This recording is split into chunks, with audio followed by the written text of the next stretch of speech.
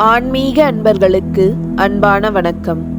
நமசிவாய வாழ்க, நாதன் தாழ்வாழ்க. ஓம் நமோ நாராயணாய. இன்று மார்கழி 25ஆம் நாள். திருப்பள்ளி எழுச்சியின் 5வது பாடலையும் திருப்பாவையின் 25வது பாடலையும் அதற்கான விளக்கத்தையும் இந்த பதிவில் பார்ப்போம். பூதங்கள் தோறும் நின்றாய் எனின் அல்லால் போக்கு இலன் வரவு இலன் என நினைப்புலவோர் கீதங்கள் பாடுதல் ஆடுதல் அல்லால் கேட்டறியோம் உனை கண்டு அறிவாரை. சீதங்கொள் வயல் திருப்பெருந்துறை மன்னா, சிந்தனைக்கும் அறியாய் எங்கள் முன்வந்து ஏதங்கள் அறுத்து எம்மை ஆண்டு அருள் புரியும் எம்பெருமான் பள்ளி எழுந்தருளாயே. சென்ற பாடலில் எவ்வழியில் இறைவனை வழிபட்டாலும் மாசற்ற அன்பு இறையருளை கிடைக்கச் செய்யும் என்பதை உணர்த்திய மாணிக்கவாசகப் பெருமான் இந்த பாடலில் பஞ்சபூதங்கள் எல்லாவற்றிலும் நிறைந்தும் பிறப்பு இறப்புகளை கடந்தும் அடியவர்களுக்கு எளியவராகவும் ஏனையோருக்கு அரியனவாகவும் இருக்கின்ற இறைவனே, எங்களுடைய குற்றங்களை நீக்கி அருள் புரிபவரே, பள்ளியில் இருந்து எழுந்தருள்வாய் என்று வேண்டுகிறார்.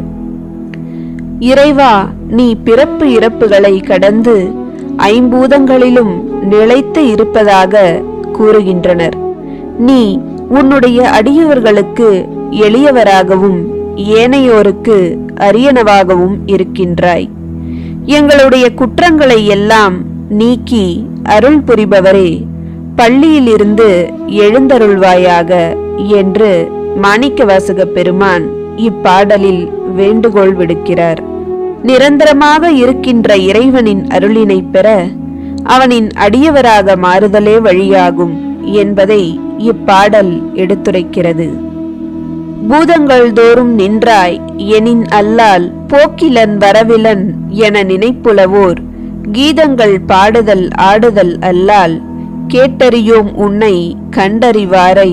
சீதங்கொள் வயல் திருப்பெருந்துறை மன்னா, குளிர்ச்சியான வயல்கள் சூழ்ந்த திருப்பெருந்துறையில் வீற்றிருக்கும் அரசனே, நீ நிலம், நீர், காற்று, நெருப்பு, ஆகாயம் உள்ளிட்ட பஞ்சபூதங்களிலும் நிலைத்திருப்பதாக ஞானியர்கள் கூறுகின்றனர்.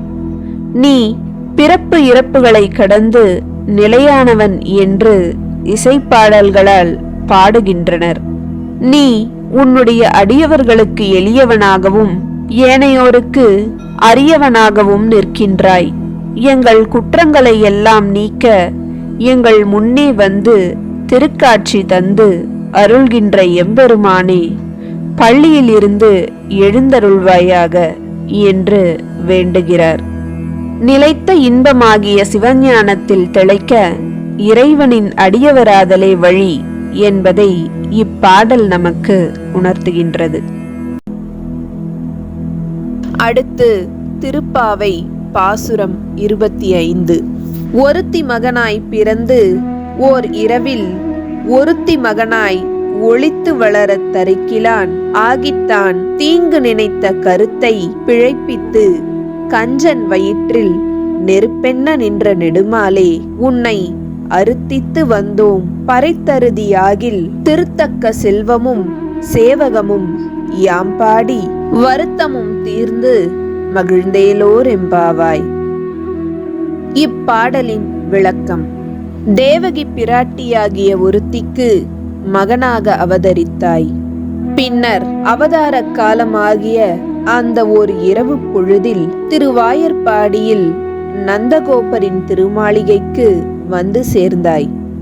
அங்கே யசோதை பிராட்டியாகிய ஒருத்தியின் மகனாக வளர்ந்தாய். அதுவும் கம்சன் கண்படாதவாறு ஒளித்து வளர்க்கப்பட்டாய். இப்படி நீ ஏகாந்தமாக வளரும் காலத்தில் அங்கனம் நீ வளர்வதை பொறுக்க மாட்டாத கம்சன் உன்னை எப்படியாவது கொன்றுவிட வேண்டும் என்று உனக்கு தீங்கு நினைத்தான். அந்த கம்சனின் எண்ணத்தை வீணாக்கி அவன் வயிற்றில் நெருப்பெனும் படியாக நின்ற நெடுமாலே, எங்களுடைய மன விருப்பத்தை நீ நிறைவேற்ற வேண்டும்.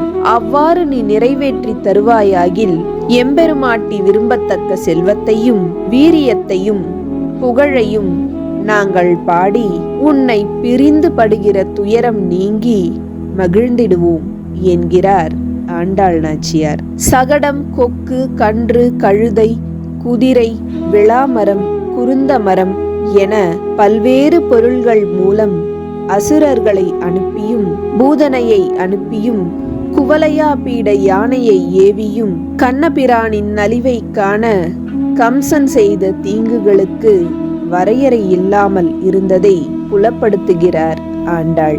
மேலும் எப்படியாவது கண்ணன் கதையை முடித்து மருமகன் போனானே என்று கண்ணீர் விட்டு அழுது துக்கம் பாவிக்கலாமே என்ற கம்சனின் எண்ணத்தை அவனுடனேயே முடியும்படி செய்துவிட்டானே கண்ணன் என்றும் போற்றுகிறார்.